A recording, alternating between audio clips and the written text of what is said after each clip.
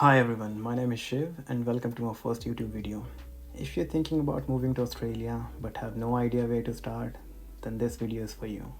Today I'll share my own immigration journey and break down the most common skilled visas 189, 190 and 491 in a simple and a beginner friendly way. Before we begin, if you do find any part of this video slow, just feel free to skip ahead. I'm making this for people who have zero knowledge about Australian immigration, so I'll take my time explaining everything. First, let's start with my own story. I'm from India. So I started in India working a 9 to 5 job with no plans of going anywhere. One day I had a thought, what if I go overseas? And that's how my journey began. Well, I came to Australia in 2018 on a student visa. And then for 2 years I was studying and working part-time, casual here and there. And fortunately enough, I got a job in my own field, which did help. And eventually I got on 485 temporary graduate visa, which is a visa that you do get after completing any study.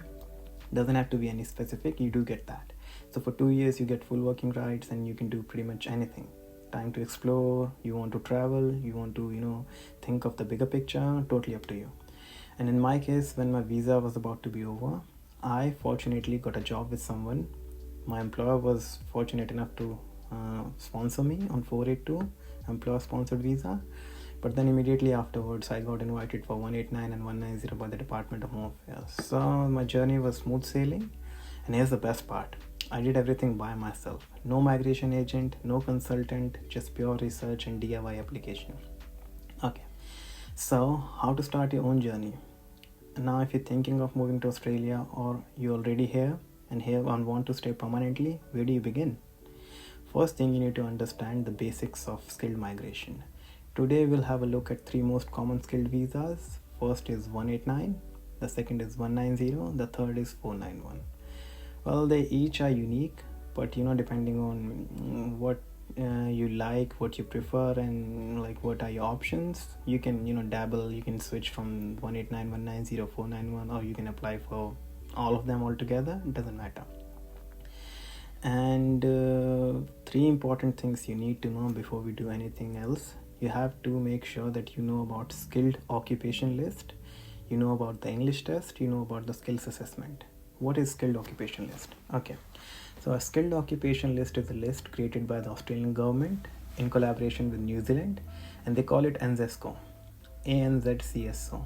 So ANZESCO codes are the codes given to each occupation that they find eligible for skilled immigration, and you need to find your occupation on there, and then based on that you have to get your skills assessment done, which is like they evaluate your work, they evaluate your degree, everything, and then they give you a skill assessment letter.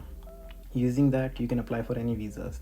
And the third thing, which was English, you have to give an English exam either in IELTS, PTE or TOEFL. And then the other thing is, like, if you're from an English speaking country like Canada, US, New Zealand, Britain, you don't need to give any of that. But if you do give an English exam, you get more points, and then more are the chances of you getting invited. Okay, let's have a look on all 3 of them one by one, and let's just see. Okay, so I've already opened the page for 189. The link is right there, and I'll post it in the video's description. So this is 189, points tested.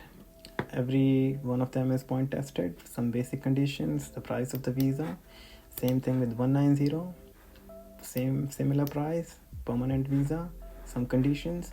And then the 491, which is, it's got its own limitations and things, but like depending on what you want, you can apply for all of them or one of them, or I don't know, mix and match. The only difference between all 3 is 189 is the most basic one, but it's the most hard to get. So you have to score highest point in this to get this one. So mine were 95 in 2022 when I got invited, and the maximum is 100, but you can score more than 100, and the minimum is 65 to be eligible. And then there's no condition attached with this visa, so you can literally, once you do get it, you can literally do anything and you can stay here permanently. And then for 190, everything is same. The only thing is the state nominates you, so you can apply to individual states based on your condition, and every state has their own criteria. but you do get 5 more points because the state invites you. So that's the other condition. And the condition attached with that is the state expects you to live in the state for 2 years at least while they grant you visa, but we'll talk about that later on. And then the 491, it's not a permanent visa, but it does give you full working rights and Medicare for 5 years. But the thing is, you have to live in a regional area once you do have this visa. And to get the residency after this, you have to stay at least 3 years, prove to the department that you've done 3 years in regional area, and then you can apply for another one called 191, which is residency, permanent residency, and the only way you can get that is to go through 491. And that's pretty much it. But let me show you the skilled occupation list. So it is right there, and I'll put the link in the description. But as you can see, construction project manager, the code is right there. Engineering manager, the code is right there. And the more you look through the list, and you find more occupations in there. And let's now discuss the points table. What is a point table? A points table gives you points based on your exact condition. So if you are 18 but less than 25, you get 25 points. But if you're 25 but less than 33, you get 30.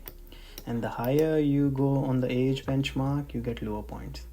So similar with English, you get 0 if you haven't given test and you're English speaking citizen. And you can get, you still can get test, get score lower, you still get 0. But if you do score more, 10, 20, and then you got points for skilled employment outside of Australia, 3 years, 3 to 5.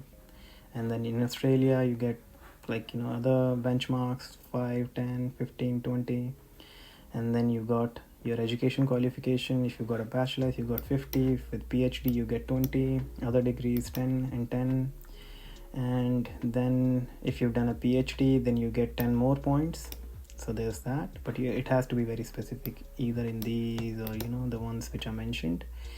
And this one is interesting. So you do get points, 5 points specifically extra for just studying in Australia. It doesn't matter where you did, as long as you studied in Australia, you get 5 more points. What is this? Professional year.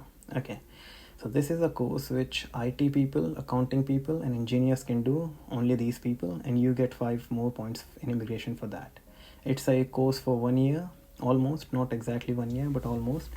But after this, you get 5 points. And the other thing is, you can only do this course while on a 485 visa. You can't do this on anything else. Well, I didn't need it, but I did do it, and then I got 5 more points. And then this one is the community language. What this means is, you can again give a test called NATI, and that test is in so many multiple languages, so you can literally give it in Spanish, French, English, Hindi, anything, and you get 5 more points. And then this one is when you study in regional Australia. So if you did your course in regional Australia, you get 5 more points. And then we move on to partner skills. So if you have a partner and they have a skill assessment, you get 10 more points. If you have a partner but no skill assessment, only English test, you get 5. And if you're single or your partner is Australian citizen or permanent resident, you get 10. So go through all of that and try calculating your points and post it in the comments. And now the final thing I'll say is, this is just a brief introduction on how to get started. I'll go in detail for each one of those visas in my next videos. And if you do find this information useful, or if you do have any questions, just straight away put some comments, and I'll try my best to answer it. And you can also give me ideas for next videos. I'll try my best on my own, but if you do give me ideas, then I can tackle issues specifically. Okay, so that's it for today, guys. If you find this video helpful, don't forget to like, subscribe, and share this with anyone who's thinking to move into Australia. See you in the next video.